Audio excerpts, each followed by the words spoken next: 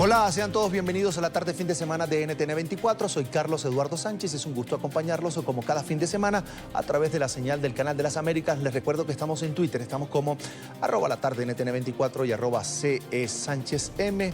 Así comenzamos.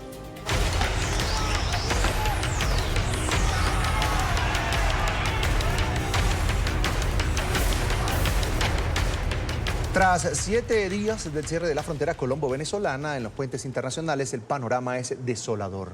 Muchos venezolanos se quedaron varados en la ciudad de Cúcuta sin dinero, duermen en la calle y además viven de la caridad de los colombianos mientras esperan que sean reabiertos estos corredores fronterizos. NTN 24 está allí en el lugar de la noticia con Jorman Leal. Jorman, buena tarde. Hola, ¿qué tal? Los saludo desde las inmediaciones del Puente Internacional Francisco de Paula, Santander. Después de 7 días de cierre fronterizo, pues por estos pasos internacionales en inmediaciones de este puente, en el barrio Viejo Escobal, hemos visto que muchos venezolanos han quedado en la calle y a la intemperie, donde han tenido que dormir, pasar las noches, e incluso algunos de ellos han estado en este parque pidiendo ayuda de la comunidad del barrio El Viejo Escobal, quienes los ha ayudado en diferentes ocasiones, brindándoles alimento, prestándole el servicio sanitario, y también ellos han solicitado a toda la comunidad cucuteña que los ayuden en estos momentos mientras se abre la frontera nuevamente. Esta imagen se repite a diario en cercanías a los pasos internacionales. Después de 7 días de cierre, son cientos de venezolanos que ahora están varados y durmiendo a la intemperie en la frontera. Muchos se quedan por temor a pasar por las trochas. Día a día, pues durmiendo en la calle, día a día. No sabemos qué es lo que va a pasar. Niños y ancianos durmiendo en el piso. Otros que se rebuscaban con el reciclaje hoy también se encuentran en aprietos, como William, quien en su silla de ruedas vivía recolectando chatarra o cartón para venderlo, pero hoy no alcanza a reunir ni para comer. Yo lo que hago es reciclar, pues, y ahorita con el reciclaje no hay vida, pues. He tratado de que la gente me ha ayudado, me ha dado un poco de dinero, me ha dado comidita por ahí. William prefiere quedarse en Colombia y rebuscarse el sustento diario antes que arriesgar su vida pasando por la trocha. Nunca he pasado por debajo y siempre tengo mi pasaporte y paso por arriba, pues, a lo legal. Algunos llevan horas sin comer, mientras que mantienen la esperanza en que pronto puedan cruzar sin temor hacia Venezuela. Esta es la imagen que diariamente se repite en estos puntos internacionales, en las inmediaciones de los puentes. Familias enteras que han tenido que pasar la noche y han vivido de la caridad de los vecinos, pero ellos esperan poder nuevamente cruzar por encima de ese puente de forma legal y llegar a territorio venezolano. Esta es la información que les presentamos desde la frontera colombo-venezolana. Para NTN 24, Jorman Leal, continúen ustedes con más información en nuestro Centro Internacional de Noticias. Jorman, y la madre de la joven venezolana que será expulsada de Colombia tras ser señalada por las autoridades de ser una espía del régimen de Nicolás Maduro, pide que la encarcelen pero que no la hagan cruzar, volver a territorio venezolano, porque su vida estaría en peligro. La petición la hizo al Procurador General de Colombia. Por favor, no la deporten, no era ninguna infiltrada. Si ya la deportan, la matan. Este es el angustioso llamado de la mamá de la mujer capturada y acusada de ser espía venezolana. Lo que yo estoy pidiendo, que si ellos desconfían de ella, que la dejen detenida acá. A mí no me importa que esté detenida, pero está con vida mientras que comprueban, pero no me la deporten. La mujer integrante de la policía venezolana había solicitado refugio después de desertar en su país, pero las autoridades colombianas tienen duda de sus intenciones. Esa persona quería información de inteligencia para enviar nuevamente a su país. Migración Colombia inició el trámite para expulsarla del país. Gobiernos democráticos de la región han reafirmado su respaldo a la agenda política del presidente interino de Venezuela. Juan Guaidó visitó este viernes Paraguay y Argentina, donde sus presidentes le reiteraron su reconocimiento y apoyo para que a Venezuela retorne la democracia. Los gobiernos de la región siguen expresando su apoyo al gobierno interino de Venezuela. Así se lo hicieron saber este viernes 2 democracias de Sudamérica a Juan Guaidó. El presidente interino comenzó su jornada en Paraguay. Con honores militares, fue recibido en el Palacio de Gobierno. Tras una reunión privada, Mario Abdo Benítez le reiteró su respaldo. Hoy llegó presidente a un país amigo. Hoy llegó presidente a un país que lo apoya y que defiende principios y valores. El jefe de Estado paraguayo anunció un alivio migratorio para los venezolanos. Acabo de autorizar que los pasaportes vencidos de ciudadanos venezolanos tengan validez en territorio paraguayo. Y de Paraguay, Guaidó viajó directamente a Buenos Aires. Allí fue recibido por el presidente Mauricio Macri. Ambos mandatarios se reunieron en la residencia presidencial de Olivos. Inicia también una nueva etapa de relaciones Venezuela-Argentina. Una etapa distinta, canciller. Basada en valores fundamentales, no en intereses de unos pocos. Basada en derechos fundamentales, democracia, libertad, respeto a los derechos humanos. Quiero agradecer profundamente al presidente Mauricio Macri, a Argentina, al pueblo de Argentina, que también ha acogido a muchísimos venezolanos. Han sido también testigos de lo que ha sido la migración venezolana. Luego de su reunión con Macri, Guaidó volará a Chile para encontrarse con Sebastián Piñera. Además, el presidente de Ecuador, Lenín Moreno, confirmó que sostendrá un encuentro con el presidente interino de Venezuela este sábado. Luego del encuentro que sostuvo con el mandatario argentino Mauricio Macri, el presidente interino de Venezuela, Juan Guaidó, se reunió el viernes en la noche con venezolanos residentes en la capital argentina, Buenos Aires. Ante cientos de personas, Guaidó les dijo: la única vuelta atrás es la vuelta a casa muy pronto de todos ustedes. Los ciudadanos que estaban allí presentes le respondieron con un emotivo grito, con un emotivo coro, diciendo: queremos regresar. El mandatario encargado fue recibido el viernes por los gobiernos de Argentina y Paraguay, que reafirmaron su respaldo para que en Venezuela pues, se pueda retornar la democracia. En redes sociales, Juan Guaidó publicó un conmovedor video tras su encuentro con el exilio venezolano. Que todo su talento, que todo su esfuerzo, que todos sus oficios bien empleados también hacen falta en casa. Y les digo algo adicional.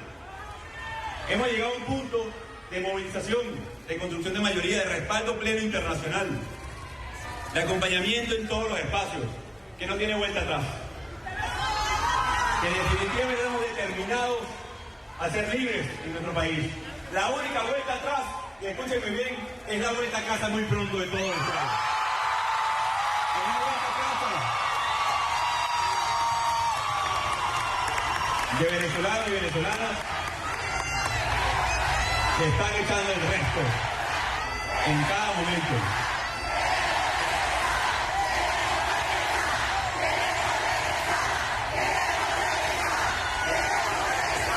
Y lo van a hacer muy pronto. Mientras tanto, en Venezuela advierten que la mitad de los hogares sufren de pobreza extrema 30 años después del denominado Caracazo, que dejó decenas de muertos y desaparecidos. Las condiciones de vida de los ciudadanos han empeorado.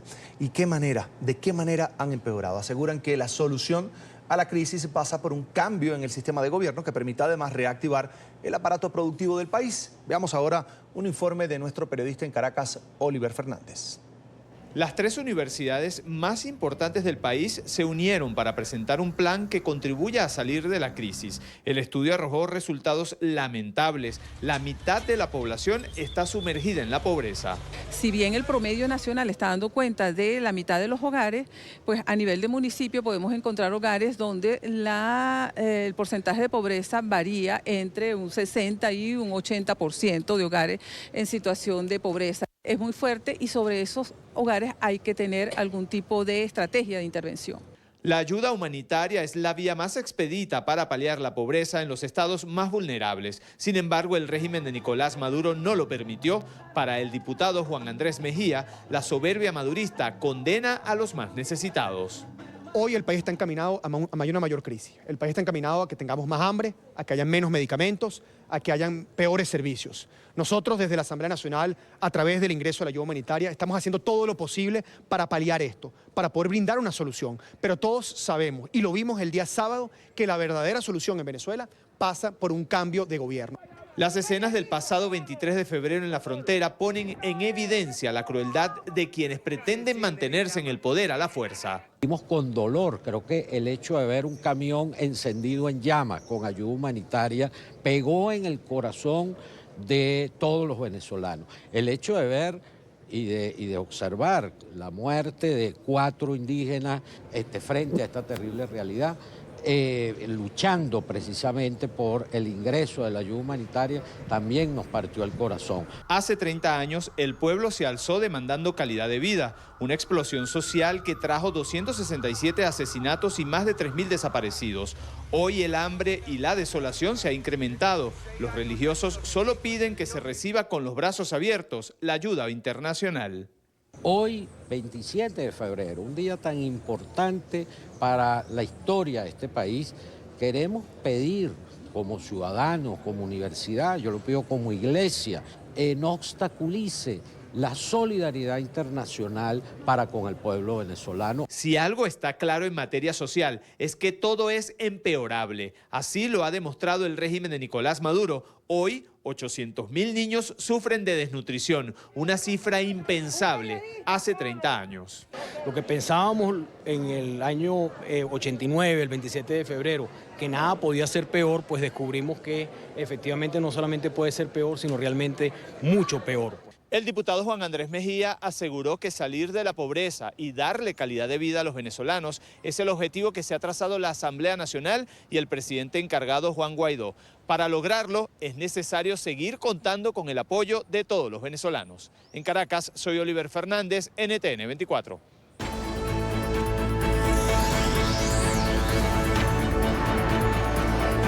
La tarde, fin de semana.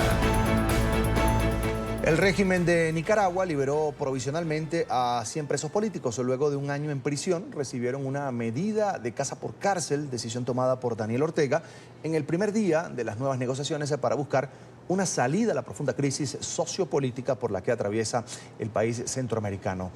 Esta precisamente era una de las principales condiciones de la Alianza Cívica para reanudar los diálogos, la liberación de todos los presos políticos. El pasado miércoles, el 27 de febrero, prisioneros tanto de la cárcel La Modelo como de la cárcel La Esperanza fueron trasladados hacia sus residencias mientras entonaban el himno de Nicaragua, expresando así su felicidad al poder volver a reunirse con sus familiares. Con sangre de hermanos, tu glorioso pendón, mi color, y se tiñe con sangre de hermanos, tu glorioso pendón, mi color. El primer encuentro de las negociaciones se realizó en la sede del Instituto Centroamericano de Administración de Empresas.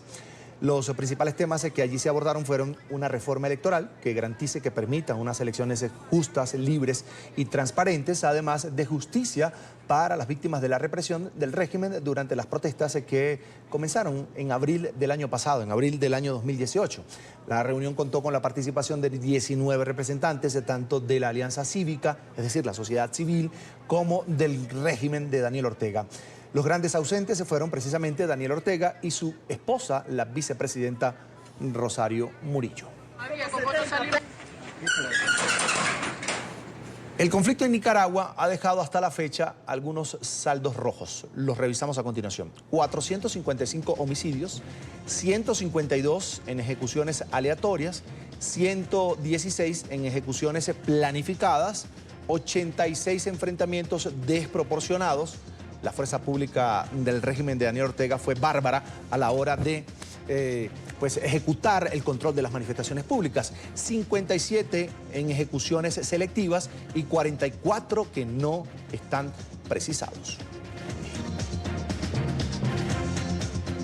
Y el saldo rojo no para allí. Más de 50.000 personas han tenido que exiliarse, han tenido que huir del país porque se sienten perseguidos por el régimen sandinista, el régimen de Daniel Ortega y por supuesto estas hordas de civiles que responden, civiles armados que responden al llamado del partido del régimen.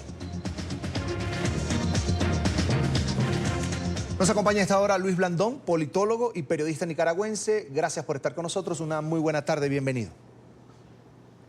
Muy buenas tardes, un gusto estar por este programa. Bienvenido. Luis, está en marcha un nuevo diálogo en Nicaragua y quería preguntarte, ¿consideras que esta vez sí hay una intención del régimen de Ortega de buscar una salida pacífica, democrática a la crisis o por el contrario está firme en su decisión de mantenerse en el poder? Bueno, la verdad que Daniel Ortega nunca ha querido ni quiere dialogar. pero dadas las presiones internacionales y la presión nacional, se ve obligado a retomar el diálogo nacional para salir de la crisis social y política. Sin embargo, la ciudadanía está atenta y alerta para seguir demandando libertad, justicia y democracia. La Alianza Cívica tiene clarísimas las demandas del pueblo nicaragüense, a la cual los nicaragüenses estamos alerta y atentos, y sobre todo, sin la presencia de organismos internacionales que cumplan todo lo que se hable, no vamos a permitir pactos debajo de la mesa. Luis, ¿qué temas crees tú que deben estar, además y de forma inamovible, pues en esta nueva mesa de diálogos? Indiscutiblemente tiene que haber libertad absoluta de todos los presos políticos. Tiene que haber justicia. Tienen que regresar los organismos internacionales que ya se encontraban en Nicaragua, como la Corte Interamericana de Derechos Humanos y el GEI de la OEA, que estaban investigando todas las muertes producidas por las protestas pacíficas y cívicas que han existido desde abril. Esos temas son inamovibles, que es una demanda popular del pueblo nicaragüense que no los empresarios ni ningún otro actor tiene que evadirlo. Otro tema principal es reformas electorales que nos permitan elegir a las nuevas autoridades y elecciones adelantadas, porque así lo demanda el pueblo de Nicaragua. Ahora, ¿por qué crees tú que no liberaron a todos los presos políticos? Y vamos a ponerle un número a este tema. ¿Cuántos presos políticos hay en este momento en Nicaragua? Hay más de 700 presos políticos. El régimen de Ortega únicamente liberó el primer día del diálogo a 100.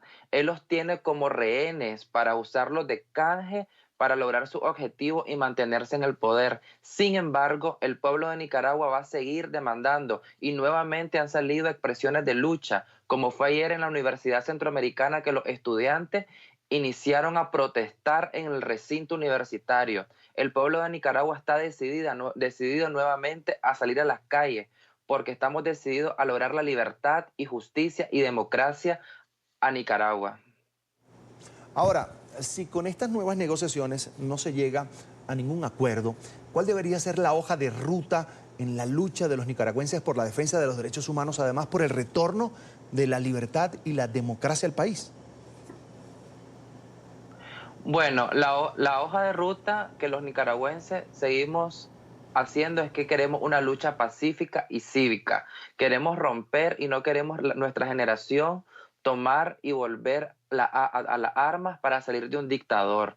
Número 2, las calles son del pueblo y las vamos a volver a utilizar de manera masiva para que la voz de cada uno de los nicaragüenses sea escuchada en todo el mundo y la comunidad internacional actúe y siga presionando al régimen de Ortega para que podamos llegar a un acuerdo donde los nicaragüenses le pongamos fin a su dinastía, porque una dinastía, lo que tenemos en Nicaragua, que comete falta desde antes de abril a los derechos humanos, a las libertades, y que coactó todas las instituciones del Estado para poder mantenerse. Ortega no tiene legitimidad y él lo sabe. Ortega sigue en el poder únicamente porque posee el poder de la arma, del ejército y de la policía.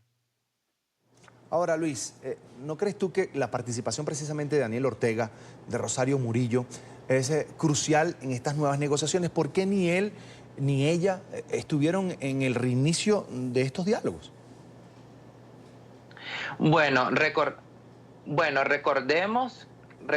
que ahorita, en estos 2 días que han pasado, se está eligiendo la hoja de ruta, donde se van a definir con claridad la metodología y el proceso antes de iniciar a tocar los temas en la negociación.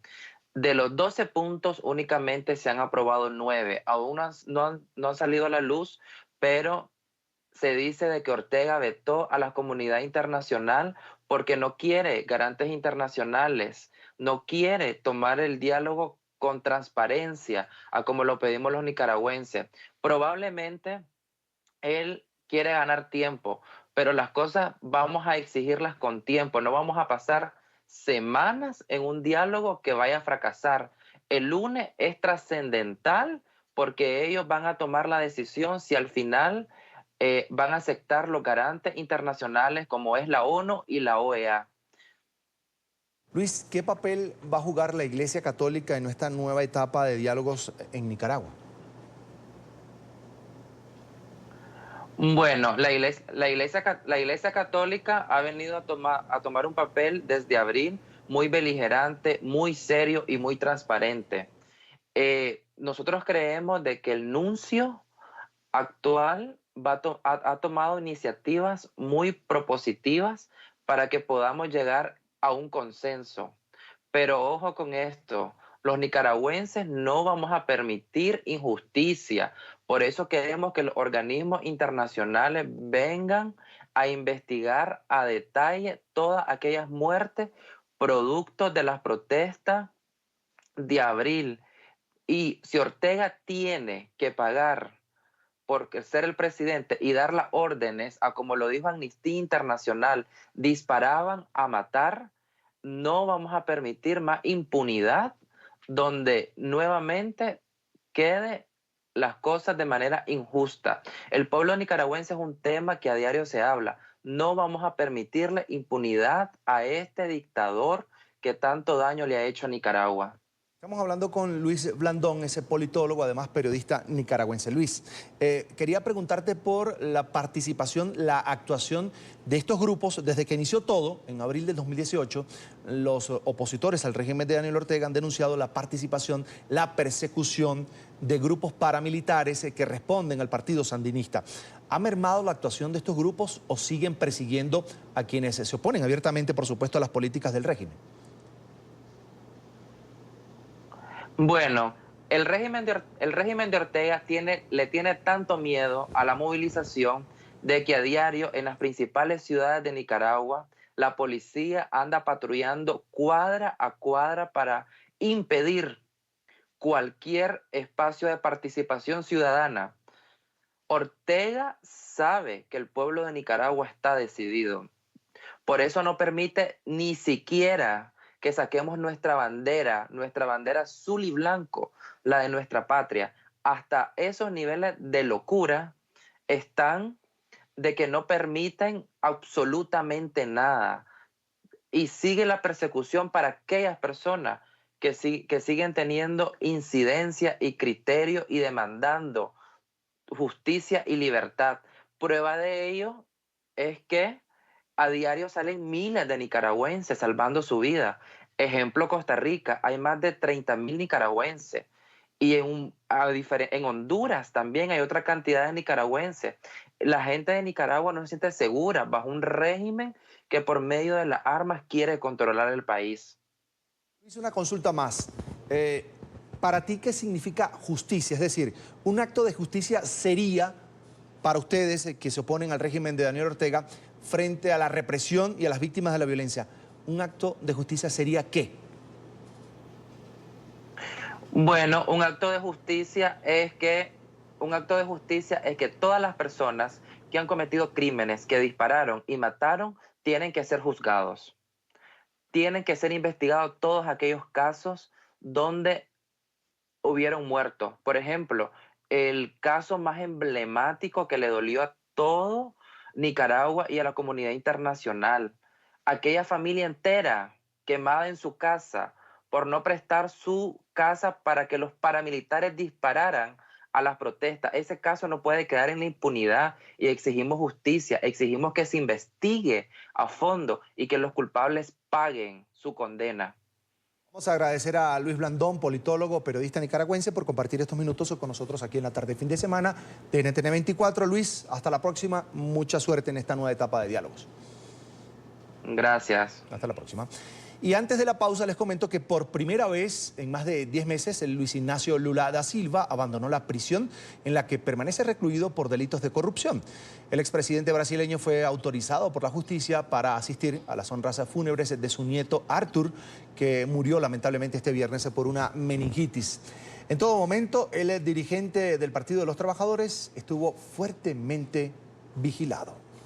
¡Força, presidente! ¡Te amamos! Gritos de aliento se escuchaban a las afueras de la sede de la Policía Federal en Curitiba.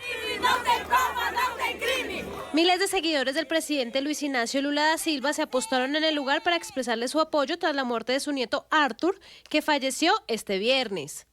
La Justicia Federal de Paraná autorizó la salida y el traslado de Lula hasta Sao Paulo, donde se cumple el velorio y se cumplirán las honras fúnebres del pequeño de 7 años.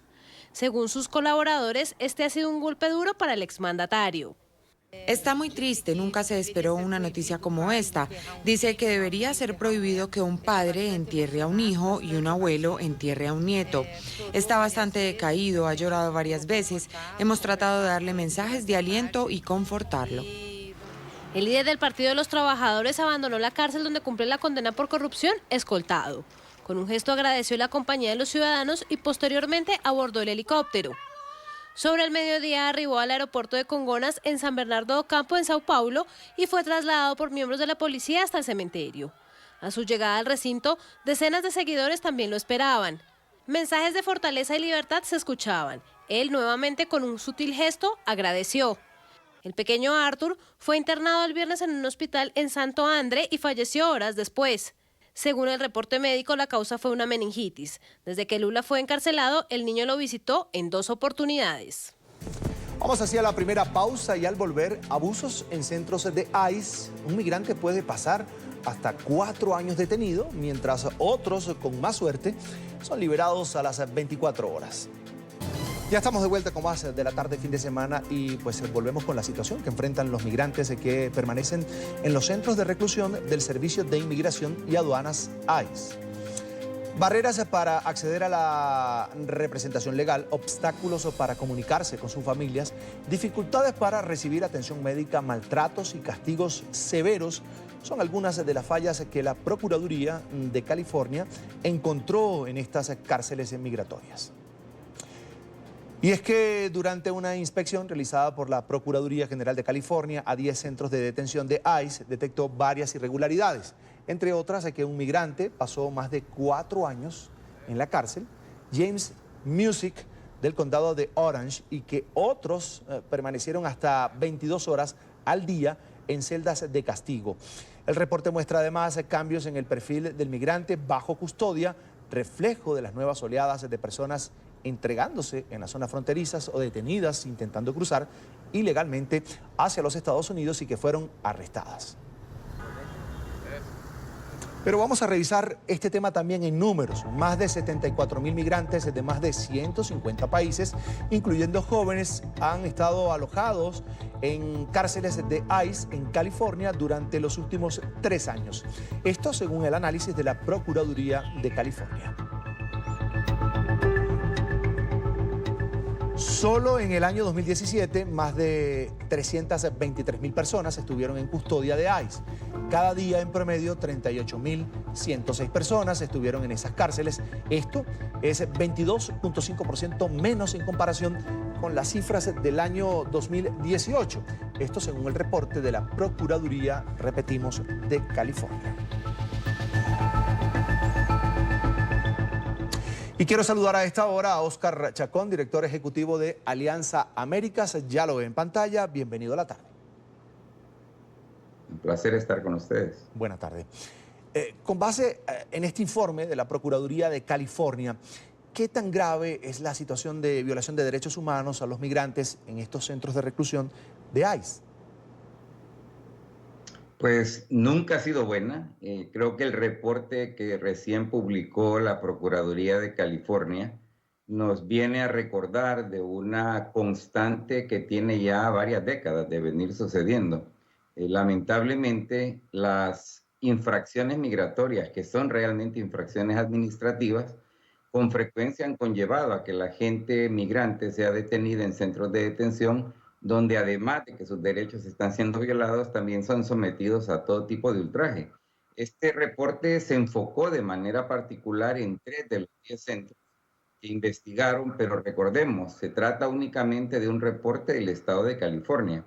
Es decir, California no es el estado con el mayor número de centros de detención en el país, ese sería Texas. Y lo que este reporte trae a la luz es que si en California, que se supone que es un estado amigable para los extranjeros, para los inmigrantes. Vemos estos abusos. Creo que es muy fácil deducir lo que está pasando en el resto del país, que al final de cuentas tiene como trasfondo último la cantidad tan grande de emociones de desprecio que lamentablemente se han venido nutriendo, pues, especialmente a lo largo de los últimos 2 años, con el presidente que ahora tenemos. Ahora, ¿cuál es el perfil más común de los migrantes detenidos? ¿Alguna nacionalidad, edad en particular? Pues fíjate que en realidad este reporte es consistente con algo que ya sabemos también de hace varios años, es decir, la población inmigrante que más es penalizada, que más es detenida, que más enfrenta a la privación de su libertad, son los mexicanos, por amplio margen. Es decir, la población inmigrante mexicana destaca porque a pesar de que sí es cierto, es la población más numerosa en Estados Unidos, en realidad la proporción de detención que hay, que afecta a mexicanos, como también las de las deportaciones, va mucho más por allá de lo que en realidad esta comunidad representa en términos, repito, proporcionales. Hay otros grupos que también enfrentan situaciones graves en los centros de detención, incluyendo inmigrantes del sureste de Asia, especialmente en casos como la India. También hay un número considerable, pero también hay otros centroamericanos, como por ejemplo los hondureños, los salvadoreños, los guatemaltecos, que también enfrentan las penurias de una práctica de detención que lamentablemente hay que destacar también, no es tan sorpresivo si tú tomas en cuenta que Estados Unidos es el país del planeta que más priva a personas de su libertad en términos generales. Y esto es verdad en números absolutos, pero también es verdad en términos proporcionales de lo que es la población de Estados Unidos. Entonces los inmigrantes como que cargamos con la peor carga, pero repito, este reporte trae simplemente un grito al cielo una vez más, que hay que prestar atención a la violación de los derechos de estas personas, aún así que estén detenidas. Fíjese, señor Chacón, este informe revela varias irregularidades. Una de ellas, tal vez la más grave, es que la estadía en promedio en estos centros es de al menos 50 días. Sin embargo, hay casos en el que un detenido, por ejemplo, pasó más de 4 años detenido, recluido en estos centros de ICE. ¿Cómo ocurre esto?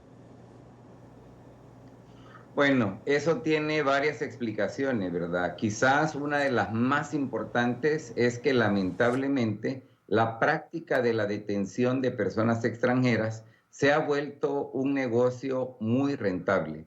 Para muchos centros de detención que son propiedad de compañías grandes que operan a nivel mundial incluso, el tener a una persona detenida por noche implica un ingreso que puede oscilar entre 120 hasta $160 por noche. Entonces, por más noches que pase un inmigrante detenido, pues mejor le va al operador de ese centro de detención. Y esto, pues yo creo que es la razón más importante por la cual vemos que el número promedio de días anda por encima de los 50, pero que ciertamente hay personas que son detenidas por años.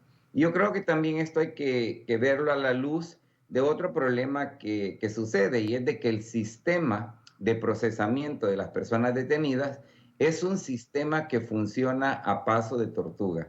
Y esto también implica que una persona quizá ya está completamente harta de estar en detención, preferiría que lo enviaran de regreso a su país, pero el proceso es tan engorroso que sigue prolongándose su estadía en los centros de detención. E insisto en un punto que ya les mencioné, y es que este reporte solamente se enfocó en el caso del estado de California, no en todo el país. Quisiera que me aclarara algo. ¿Qué ley protege a los migrantes? ¿Se tienen derecho, por ejemplo, a representación jurídica mientras esperan el procedimiento ante un juez? Pues uno de los problemas más graves que tiene el tema de los derechos de los extranjeros, especialmente cuando son arrestados por la policía migratoria, como también cuando son detenidos, es que la ley estadounidense no garantiza acceso a asesoría legal a un extranjero detenido cuya única infracción es haber estado en el país sin autorización migratoria.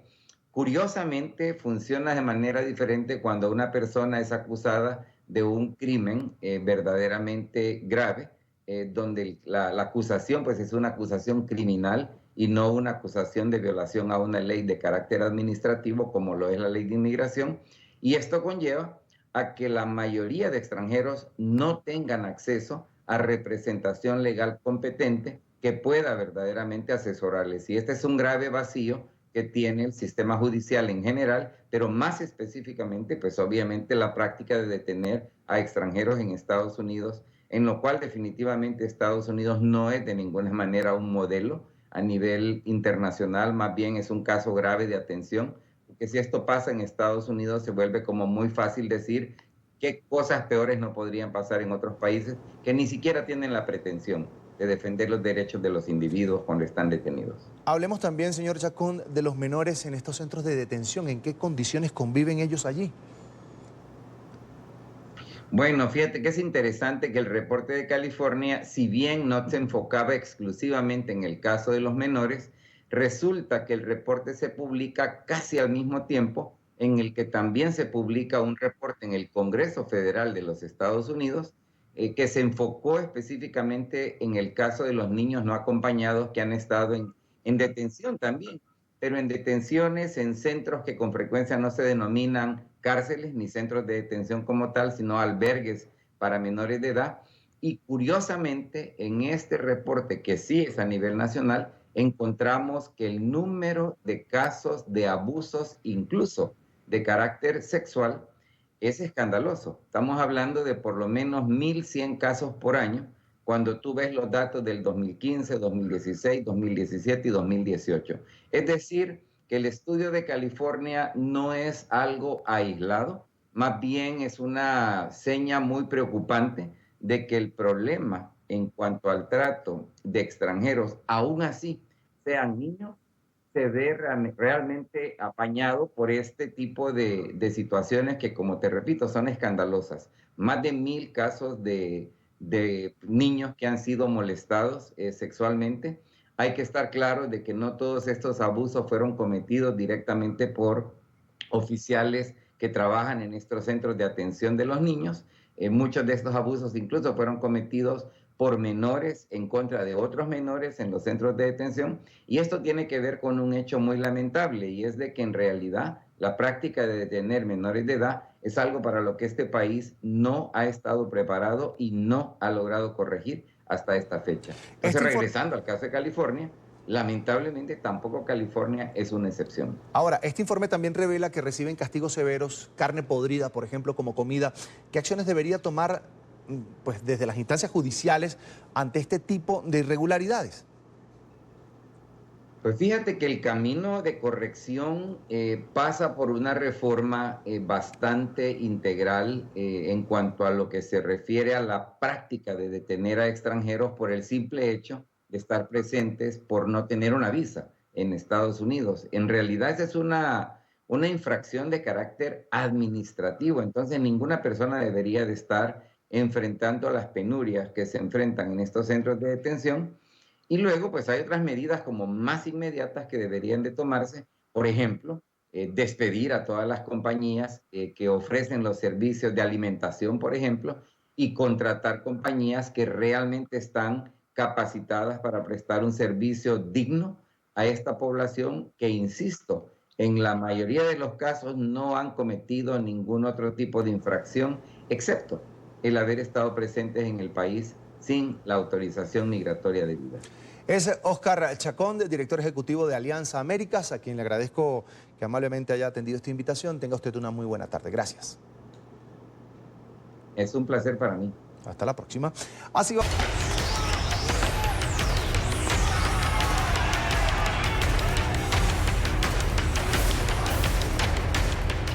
Ya son más de 500 los integrantes de las Fuerzas Armadas y la Policía venezolana que le han dado la espalda al régimen de Nicolás Maduro. 31 de ellos han ingresado a Colombia por el departamento fronterizo de Arauca. Nuestra cadena aliada en Colombia, Noticias RCN, habló con 2 de ellos. Dicen que abandonaron su tierra tras recibir instrucciones del régimen para reprimir el pueblo e impedir el ingreso de la ayuda humanitaria. Este es el grupo de militares venezolanos que hasta el momento han cruzado la frontera por el departamento de Arauca. Entre ellos hay un oficial, prefirió no hablar, cedió su palabra a un sargento mayor de la Guardia Bolivariana, Elvis Fernández, y al sargento primero de Infantería de Marina, Jono Tolosa. Fernández lleva 11 años de servicio. El pasado 23 de febrero estuvo de apoyo en el puente José Antonio Páez, frontera con Arauca. Ese día tomó la decisión. Las órdenes que había era que impidieran la ayuda de entrada humanitaria. Y me encontraba allí y dije yo, no estoy de acuerdo con esto. Y dije yo, la única manera de yo no apoyar esto es yéndome a este país y demostrar al mundo entero de que allá en Venezuela existe una dictadura. Nadie se lo contó, vio la represión del régimen y el desabastecimiento al que llevó a un pueblo. Casualmente en estos días murió un señor allá que por falta de medicamentos y yo digo, no, yo no puedo permitir más esto. Y teme por la seguridad de todos aquellos que alcen la voz en contra de Maduro. 23 de enero está conformado con un grupo de colectivos que ni siquiera los organismos de seguridad pueden entrar para allá. Ellos son quienes controlan todo. Para el sargento Yono Tolosa, la decisión tampoco fue fácil. No había que pensarlo mucho, ¿me entiendes? Ya la llamada del presidente Nicolás Maduro era que todos los venezolanos encuartelados, cada quien a su cuartel, y no a la ayuda humanitaria. Con la templanza que caracteriza a los militares, habla de cómo los suyos se quedaron atrás. Dejé a mis hijos, a mi madre, a mis hermanos y a mi gloriosa infantería marina. Y reafirma que más de un uniformado apoya al presidente interino Juan Guaidó. El 100% de los militares que nos encontramos aquí y los que quedaron en Venezuela reconocen al presidente Guaidó, pero entre voz baja. Para ambos, la situación en Colombia aún es de incertidumbre. Esperan el proceso de migración al que sean sometidos, pero su mente y corazón siguen enfocados en los cambios que están sucediendo en su país, Venezuela. A esta hora nos acompaña Sebastiana Barraez, periodista especializada en la fuente militar, periodista venezolana. Como siempre es un gusto conversar con ella. Bienvenida nuevamente a NTN 24. Buenas tardes, Carlos Eduardo. Un saludo para ti y para la audiencia. Bienvenida, es un gusto. El hecho de que más de 500 efectivos de las Fuerzas Armadas, también de la policía, Sebastiana, hayan cruzado las fronteras a Colombia, dándole así la espalda a Nicolás Maduro, puede verse, puede leerse como una muestra real del descontento al interior de los cuarteles. ¿Cómo lo ves tú? Sin duda alguna que la demostración más fehaciente de lo que está ocurriendo al interior de la Fuerza Armada es lo que ocurrió en los puentes internacionales y ese acto de militares pasando frente a sus superiores e incluso frente a oficiales superiores como al jefe de la Zona Operativa de Defensa Integral, el general José Oroño, y estos militares subalternos, quebrando ante él lo que es la subordinación y lo que es la obediencia, pues decidieron pasar a territorio colombiano. Sebastiana, fíjate, algunos de esos uniformados que huyeron de Venezuela fueron heridos por otros miembros, o por ejemplo de la Guardia Nacional Bolivariana, mientras se cruzaban la frontera, y eso me lleva a pensar en la denuncia de siempre, la presencia de cubanos y otros elementos extranjeros dentro de las filas de las Fuerzas Armadas de Venezuela. Sí, la presencia de los cubanos sigue estando dentro de la Fuerza Armada, pero ojo, yo no creo que estas acciones contra otros militares se las vamos a endosar precisamente a los cubanos. Hay una situación dentro de la institución armada donde oficiales venezolanos agreden a oficiales venezolanos, donde militares venezolanos están atentando a sus propios contra sus propios compañeros. Y este hecho, que digamos puede ser significativo, pero creo que más significativo es lo que ha ocurrido dentro, por ejemplo, de la Dirección de Contrainteligencia Militar, donde militares venezolanos han torturado y han agredido a militares venezolanos, a sus propios compañeros incluso de componente. Y esto es parte de la perversión que está sucediendo en la Fuerza Armada Nacional Bolivariana. Ahora, te pregunto, ¿sigue siendo dura el ala que dentro de la Fuerza Armada apoya a Nicolás Maduro? Mira, hay que tener claro, quienes respaldan a Nicolás Maduro es fundamentalmente el alto mando militar y el alto mando militar ampliado, que lo componen los jefes de las zonas operativas de defensa integral y los jefes de las regiones estratégicas de defensa integral. Pero eso es un pequeño número en comparación con toda la estructura de la Fuerza Armada. Ahora bien, no hay que desconocer. Nicolás Maduro tiene, más que Nicolás Maduro, creo que la revolución bolivariana tiene sigue teniendo dentro de la institución armada, como dentro del aparato político, a un número de militares que defienden la permanencia del gobierno en el poder.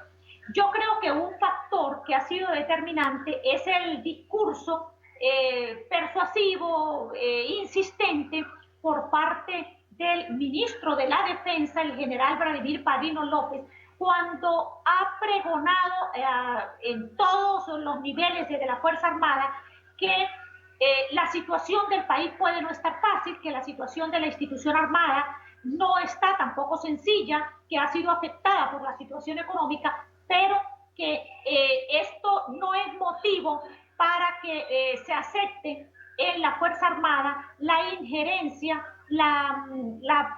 digamos, el poder avasallante de los Estados Unidos a través de una intervención militar o de una operación de tipo militar que ponga en juicio, en peligro, lo que sería la soberanía y el respeto al territorio. Ese discurso ha calado en algunos pequeños sectores de la Fuerza Armada muy radicalizados que están dispuestos a defender al gobierno, insisto, no porque se trate de Nicolás Maduro, sino por lo que significa esa presencia de los Estados Unidos en lo que pudiera ser una operación militar en Venezuela. Ahora, Sebastiana, el nombre de Juan Guaidó, ¿cómo es recibido dentro de las Fuerzas Armadas? Mira, Juan Guaidó ha tenido una gran ventaja.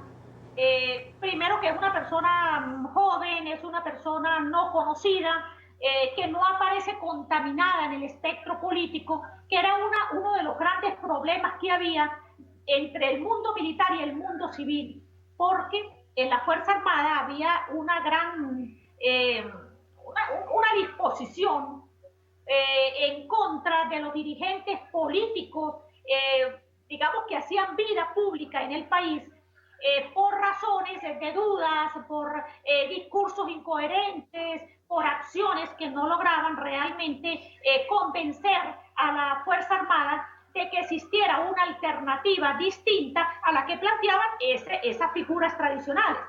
Bueno, Juan Guaidó llega, entre otras cosas, a plantear ya algo que caló bastante dentro de la institución armada, como fue la ley de amnistía. Y esto creó un puente entre esa dirigencia civil y el mundo militar, porque se vio como una alternativa, y además porque, entre otras cosas, pues en la Fuerza Armada, o sea, no es que la Fuerza Armada sea chavista, es que sencillamente la Fuerza Armada es una institución que trata de rescatar sus valores esenciales y que de alguna manera trata de sobrevivir para no ser arrastrada por la situación que ha ocurrido en el país con el resto de las instituciones. No es fácil para un militar ser despreciado por la sociedad civil, ser criticado, ser ofendido. Ya no pueden ni siquiera salir con uniformes a las calles, y esto no es fácil para el militar, que en otras épocas del país fue la institución más respetada del país, después incluso de la iglesia, de los medios de comunicación, y resulta que en estos momentos el militar es como si fuera un ser despreciado, un ser no aceptado en ninguna instancia de la sociedad civil. Sebastiana, permíteme una consulta más. ¿Por qué tanta violencia contra los pemones? Bueno, primero los indígenas nuestros, los pemones particularmente, han sido muy rebeldes en la posición que han asumido ante el gobierno, no por razones políticas, y esto es importante precisarlo. El primer elemento que se convirtió en una piedra de tranca y de enfrentamiento con el gobierno nacional por parte de los pemones fue no permitirles que tomaran el control de algunas minas de oro de esta zona de Venezuela, de esta región de Venezuela. Además, recordemos que los indígenas nuestros tienen, por orden constitucional y por varias leyes aprobadas en el país, el control del territorio, el control a través de su propia guardia territorial, de sus propias autoridades, y esto ha creado un enfrentamiento con la Fuerza Armada que no ha querido en estos últimos tiempos respetar esa situación de los indígenas. La Fuerza Armada da una demostración de poder, de fuerza, de extralimitación de la fuerza con indígenas que se defienden y que sus armas son el arco y la flecha. Las armas de la República en manos de la Fuerza Armada están siendo usadas contra un sector de la población que es absolutamente vulnerable, porque más allá de la valentía que tienen los pemones, más allá de la fuerza que han demostrado, de la organización como comunidad, realmente los indígenas son una parte de la sociedad venezolana muy vulnerable. Apenas son algunos miles de indígenas los que conforman la etnia Pemón, y además en condiciones de gran desventaja, en unas condiciones de pobreza además, y ellos han logrado organizarse, e incluso hay que resaltar que el único alcalde Pemón del país, el único alcalde indígena del país, es el alcalde de Santa Elena de Guairén, y además es el único alcalde no chavista del estado Bolívar.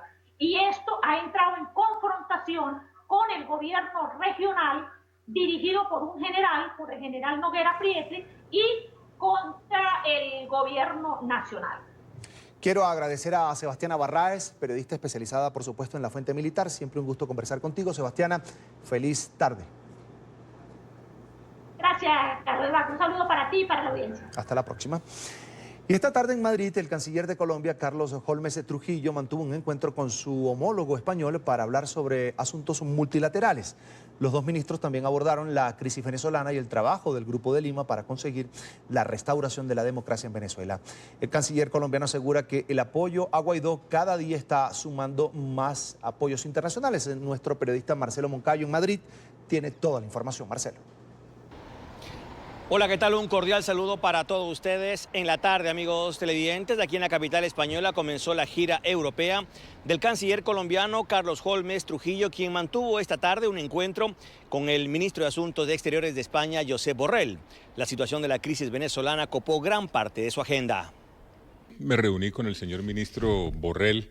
Analizamos varios temas de interés bilateral y, por supuesto, en lo que tiene que ver con Venezuela, que fue uno de los asuntos tratados, reiteré la posición del Grupo de Lima en el sentido de la importancia de que crezca el apoyo internacional al itinerario definido por el presidente Guaidó, que consiste en fin de la usurpación, transición y convocatoria de elecciones. El reconocimiento internacional a Guaidó sigue creciendo, la opinión pública sigue actuando con mucha esperanza en búsqueda de poder elegir más temprano que tarde libremente el gobierno que deseen tener.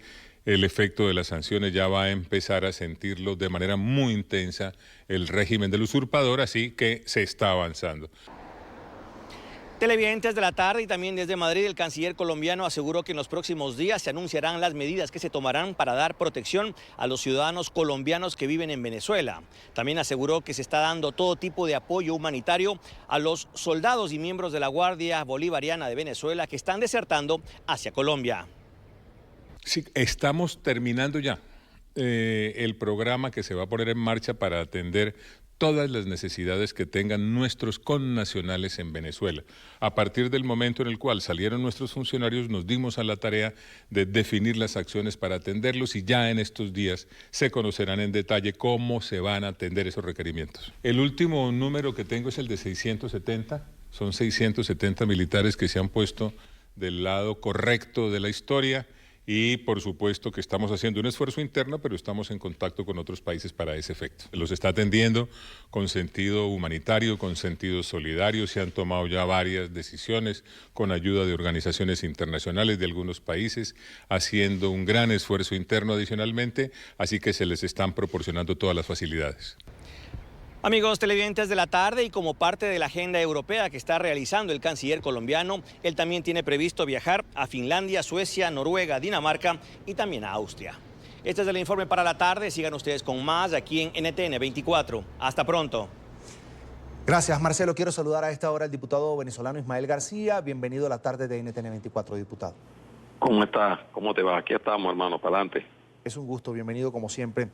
Diputado, Gracias. ¿qué se sabe del regreso de el presidente interino de Venezuela, Juan Guaidó, a Venezuela? Sabemos que está de gira, que en pocos minutos estará llegando también a Ecuador, va a ser recibido por el presidente Lenín Moreno, pero quería preguntarle porque ya algunos medios internacionales están titulando que Nicolás Maduro estaría planteando o planeando violar nuevamente la Constitución porque quiere detener a Juan Guaidó cuando ingrese a Venezuela. Bueno, quienes detentan hoy el poder en el país, usurpando las funciones como tal, son capaces de cualquier cosa. Ellos se mantienen hoy por la vía de la fuerza, de la violencia, de la intimidación, de la persecución y del chantaje. Incluso en horas recientes, unos dirigentes de Voluntad Popular que regresaban a Venezuela fueron detenidos, fueron desaparecidos, no sabemos dónde están. Y ellos actúan con esos procedimientos. Ahora, el señor Maduro y Diosdado Cabello, porque es un gobierno bicéfalo, además con el apoyo de la cúpula corrupta de la Fuerza Armada que dirige Padrino López, son capaces de cualquier cosa. Solo que ellos tienen que entender que cualquier daño que hagan contra Guaidó o alguno de nuestros diputados, y muy especialmente contra Guaidó, o que lo detengan, bueno, pueden acelerar las cosas.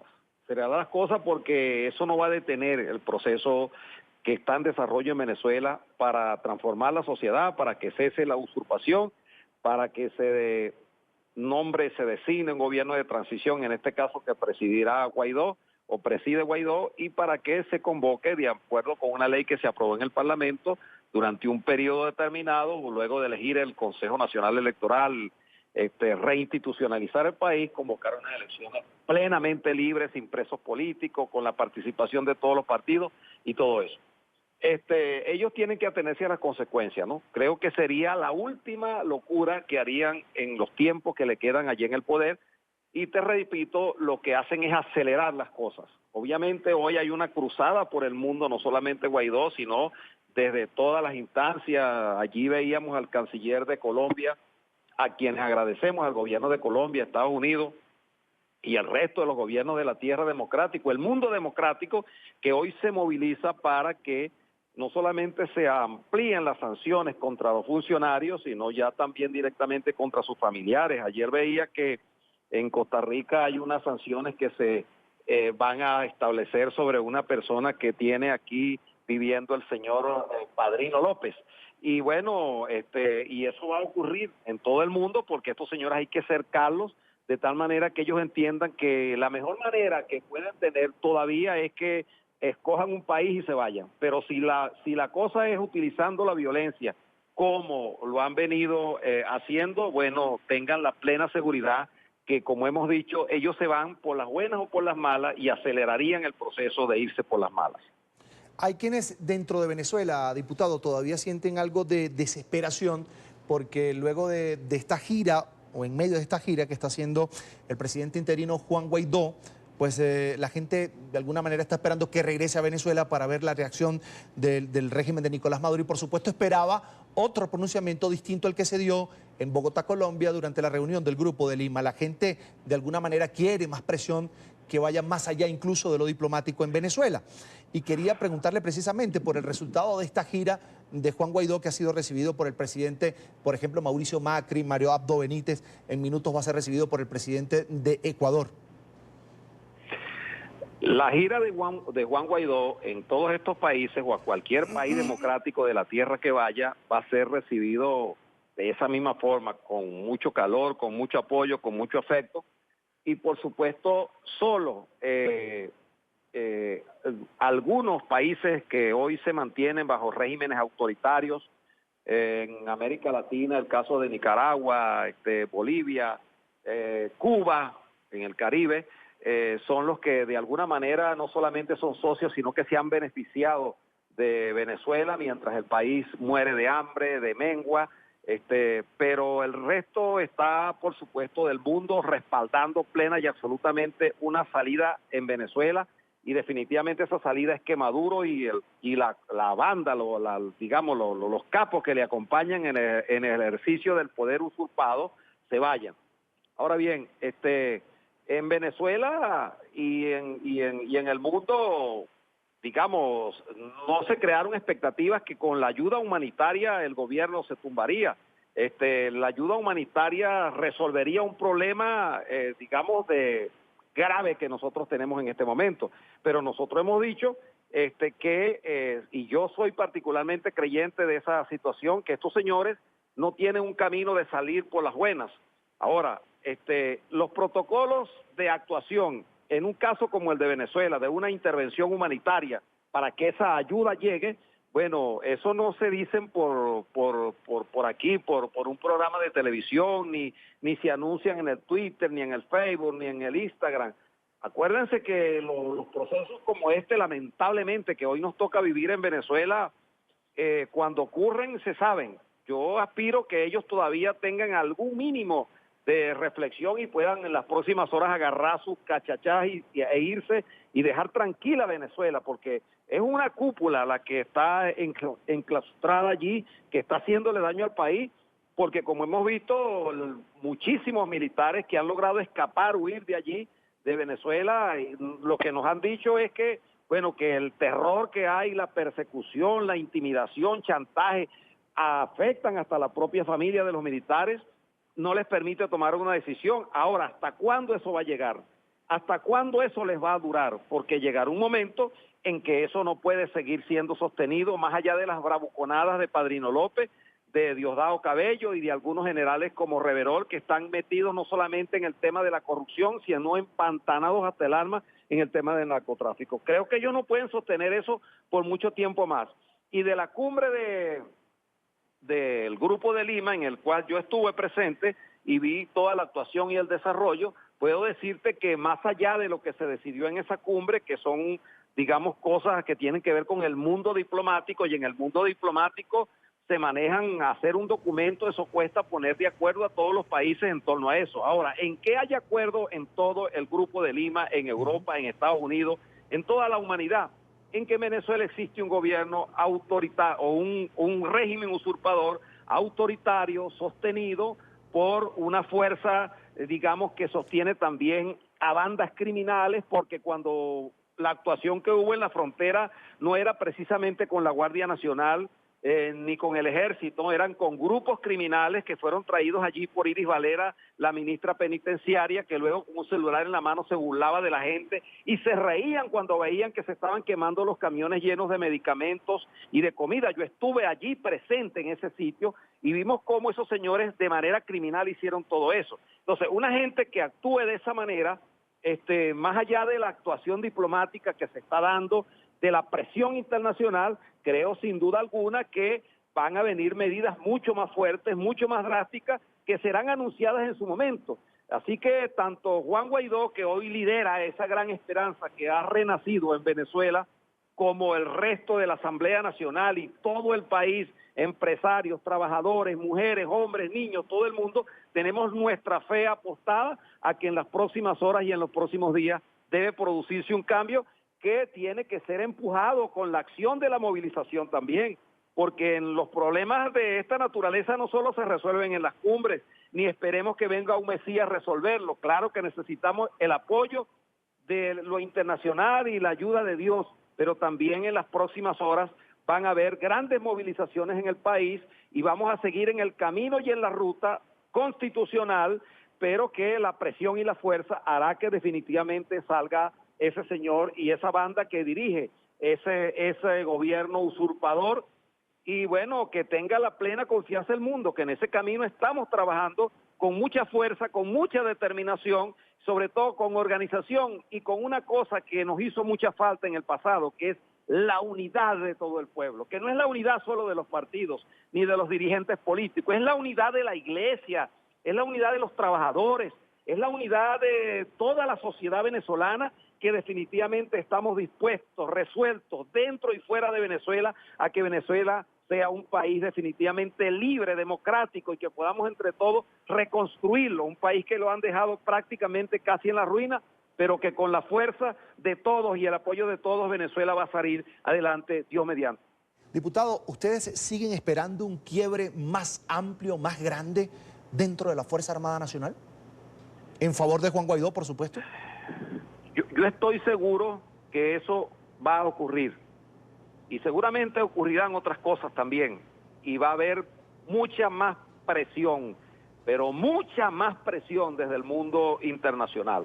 Nosotros cuando vemos las actuaciones, yo no creo que el presidente de los Estados Unidos, el vicepresidente, el senador Marco Rubio, todo el equipo Pence, cuando hablan lo dicen por decirlo.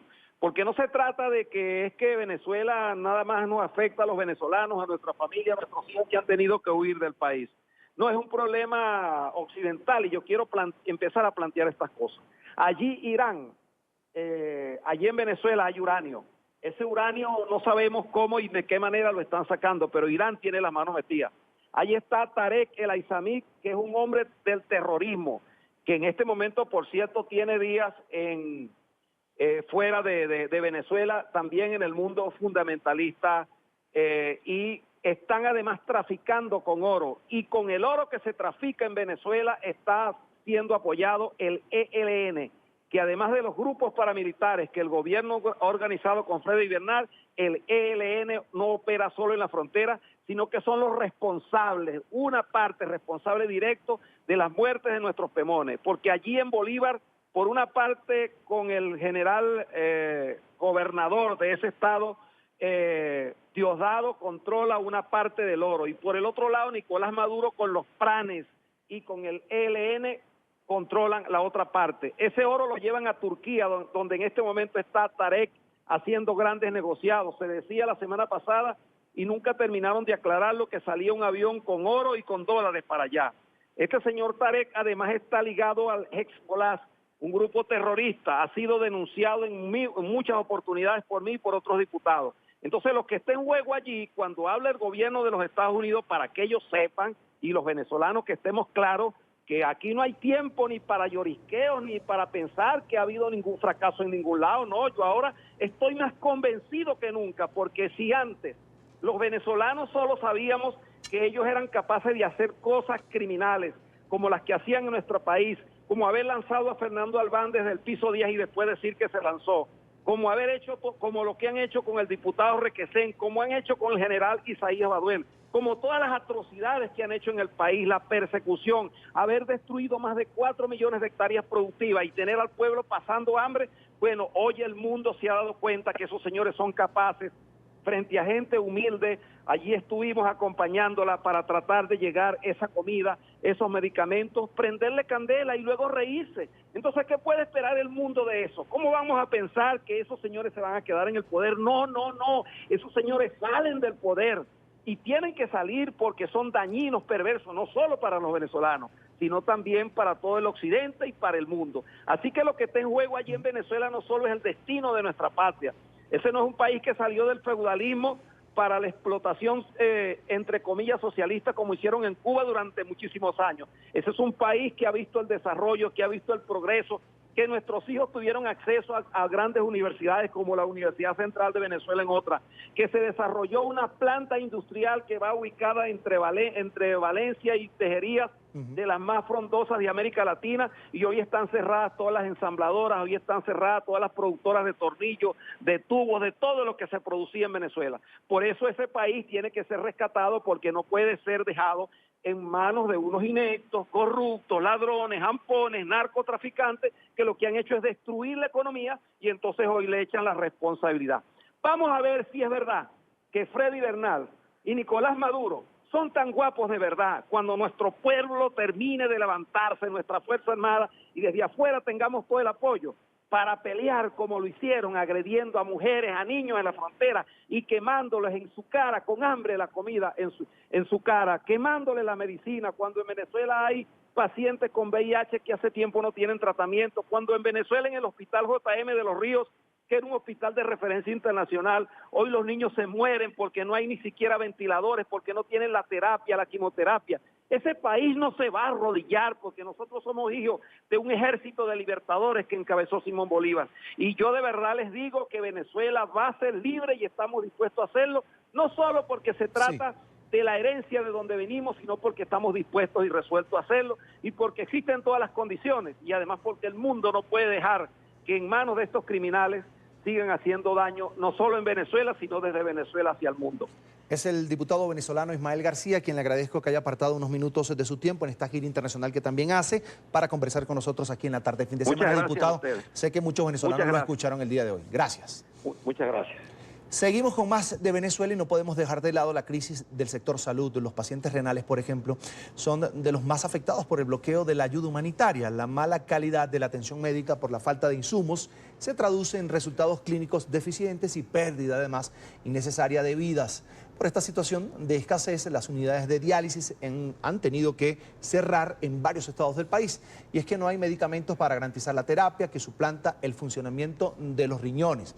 Según la coalición de organizaciones por el derecho a la salud y a la vida, los pacientes que han sido trasplantados terminan perdiendo su órgano por falta precisamente de tratamientos. Otro saldo rojo que lamentablemente llega desde Venezuela es precisamente la situación de los pacientes renales. Veamos, 15.000 afectados en todo el país, pacientes, repito, que no tienen tratamiento. 35 unidades de atención de diálisis han dejado de funcionar. 1.557 pacientes murieron por falta de insumos. Quiero saludar a esta hora a Luis Echezuría, médico pediatra, además profesor de la Facultad de Medicina de la Universidad Central de Venezuela. Bienvenido a NTN 24. Bien, muchísimas gracias. ¿Y ustedes por allá? Bienvenido. Buena tarde. ¿Qué tan dura es la situación y la crisis, además, del sector salud en Venezuela? Bueno, la realidad es que la condición de salud en Venezuela en este momento es bastante preocupante. Por no decir crítico, porque la parte gubernamental no entiende o no quiere aceptar la palabra crítica o de emergencia humanitaria. El punto es que los indicadores de salud más gruesos, más grandes, que son el patrón de todas las naciones, están en un nivel que llaman poderosamente la atención. Así vemos que en los aspectos de medicina curativa tenemos grandes deficiencias de medicamentos de primer orden para inclusive el manejo de enfermedades naturales, pues como la hipertensión y las enfermedades comunes, y mucho peor para las enfermedades raras y las enfermedades de alto costo, los pacientes oncológicos, las enfermedades neurológicas, psiquiátricas, las endocrinológicas. Hay un déficit muy marcado que hablan hasta del 80% de los medicamentos. En los aspectos de la medicina preventiva, que es otro de los abordajes de los indicadores, bueno, hemos tenido epidemias de difteria importante que ha recorrido todo el país, empezó en un foco en un estado del país y ya toma prácticamente 20 estados del país, así como los equivalentes a los departamentos de Colombia. Hemos tenido epidemias de sarampión, también bastante difundida. Y para dar la flor que le faltaba al ramo, pues para decirlo en términos coloquiales, en las enfermedades que se transmiten por vectores hemos tenido una situación muy preocupante con malaria y lo mismo estamos viendo con dengue en este momento. Es decir, para cualquiera de los indicadores que se quieran evaluar, estamos en una situación bastante preocupante. Más allá de que en los hospitales, por la encuesta nacional de hospitales, los médicos que están en más de 100 hospitales del país, que hacen una denuncia y una formalidad de un protocolo, hablan de carencias muy importantes en algunos insumos para la atención de los pacientes, así de los medicamentos e inclusive de la alimentación adecuada a los pacientes postoperatorios en condiciones críticas o especiales. Doctor, hablemos del viacrucis por el que tiene que pasar un paciente en Venezuela para recibir tratamiento. Bueno, ¿cómo te diría? Es una cosa muy alarmante, deprimente, la condición de que los pacientes tienen que hacer un periplo o una cosa impensable, lo que es el recorrido por distintas y diferentes farmacias, donde la respuesta pareciera ser siempre la misma, no hay, y si lo hay, es extremadamente costoso y hay en muy pocas cantidades. Es decir, si se necesitan 10 unidades, tienes acceso, por ejemplo, a comprar una parte muy pequeña de esa cantidad, que estaremos hablando de 2 o 3 de ese insumo en particular. Pasa, por ejemplo, con los antibióticos, con los analgésicos, los antipiréticos para los niños, antidiarreicos. Y lo que es peor aún, que faltan vacunas para la protección adecuada de los niños, y eso es lo que traduce la condición de la aparición de estas epidemias que conversamos, pues difteria y sarampión. Ahora, ¿de qué manera se ven afectados los pacientes al no ingresar esta ayuda humanitaria que, por ejemplo, está represada en Colombia, también en Brasil? La realidad es que si tú necesitas algo para recuperar la salud, vamos a hablar de la medicina curativa, y no la consigues, no está disponible porque hay un 80% de carencia de esos medicamentos. Obviamente que cualquier persona que las traiga, cualquier entidad, cualquier institución, organismo nacional, internacional, sería un alivio para la condición que estamos viviendo. Yo no estoy diciendo de que específicamente sea la ayuda humanitaria, sino que alguien tiene que traer los insumos y los medicamentos que se necesitan para poder brindarle salud adecuadamente a la luz de los conocimientos actuales del siglo XXI y no ubicarnos en 2 o 3 siglos anteriores. Doctor, si las unidades de diálisis han cerrado en varios estados del país, le pregunto, ¿qué esperanza de vida hay para los pacientes renales? La verdad es que no soy especialista en esa área, pero sí he sabido, pues, y he tenido conocimiento a través de distintas publicaciones que hacen la denuncia, pues, que son las campanas de alerta a nivel de la comunidad médica, científica y de todo tipo, es que hay carencias importantes en esos tan delicados pacientes que necesitan esa atención supervisada y controlada, y no hay ni los catéteres ni los insumos suficientes para eso. Hay quienes dicen que se ha incrementado la mortalidad en algunas unidades de diálisis precisamente por esas carencias. Es el doctor Luis Echezuría, profesor de la Facultad de Medicina de la Universidad Central de Venezuela. Gracias por estar con nosotros. Gracias, para mí fue un placer y estoy completamente a la orden para cualquier otra conexión futura. Muchas gracias y feliz tarde. Hasta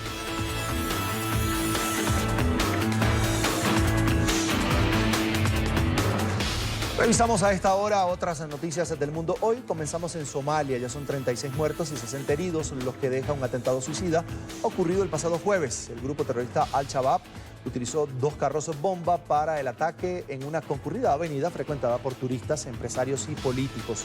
La mayoría de las víctimas son civiles. Continúa la tensión en la frontera entre India y Pakistán. En la región de Cachemira, varios civiles que viven en la zona limítrofe fueron trasladados al hospital luego de ser alcanzados por proyectiles de mortero. 7 personas murieron después de que las fuerzas indias atacaran a militantes en Cachemira. Entre tanto, Pakistán liberó este viernes al piloto indio capturado el pasado miércoles durante un combate aéreo entre las fuerzas de ambas naciones. Tras su fallido encuentro con el presidente estadounidense Donald Trump, el líder norcoreano Kim Jong-un partió de Vietnam. Con parte de su gabinete, pues abordó su tren privado para un viaje de más de 60 horas hasta Corea del Norte. Antes de abandonar el país, Kim Jong-un dejó un arreglo floral en un memorial de guerra y en el mausoleo del héroe nacional Ho Chi Minh, ubicado en Hanoi. Sonriente y agradecido por la hospitalidad, Kim Jong-un no demostró su frustración tras el fracaso de la reunión con el mandatario de los Estados Unidos.